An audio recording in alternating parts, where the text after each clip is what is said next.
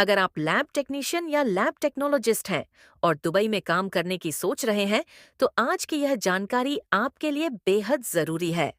चाहे आपकी qualification DMLT, BSSC MLT या एमएससी एमएलटी हो, दुबई में काम करने के लिए आपको डीएचए, डीएचए यानी Dubai health authority exam clear करना होगा। इस प्रोसेस में आपको सबसे पहले डीएचए की ऑफिशियल वेबसाइट पर जाकर रजिस्ट्रेशन करना होगा और प्रोमेट्रिक एग्जाम की डेट बुक करनी होगी।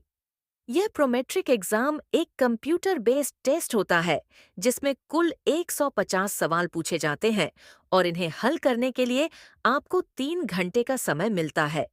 इस परीक्षा में पासिंग मार्क 50% होता है, यानी आपको कम से कम 75 सवाल सही करने होंगे। अगर आप इस एग्जाम को पास कर लेते हैं तो अगला स्टेप डाटा फ्लो प्रोसेस होता है।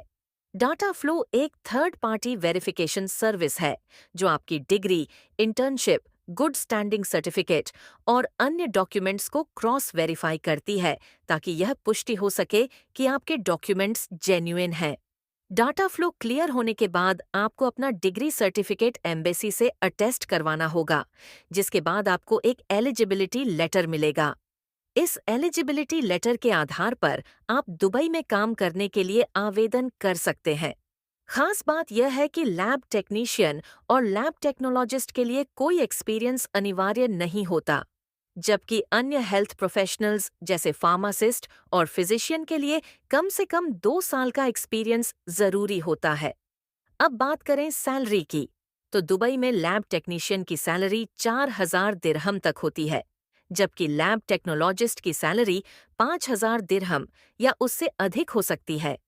जो उम्मीदवार डीएमएलटी किए हुए हैं, वे लैब टेक्नीशियन के रूप में काम कर सकते हैं, जबकि बीएसएससी एमएलटी और एमएससी एमएलटी वाले उम्मीदवार लैब टेक्नोलॉजिस्ट के रूप में जॉब कर सकते हैं।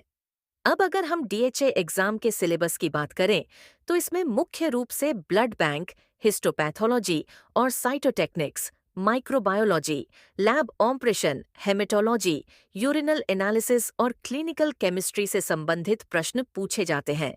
इन विषयों को अच्छे से कवर करने के लिए आप ब्रजेल एन.ए. द्वारा लिखित fundamental of urine and body fluid analysis 2013 का चौथा संस्करण बुक का उपयोग कर सकते हैं।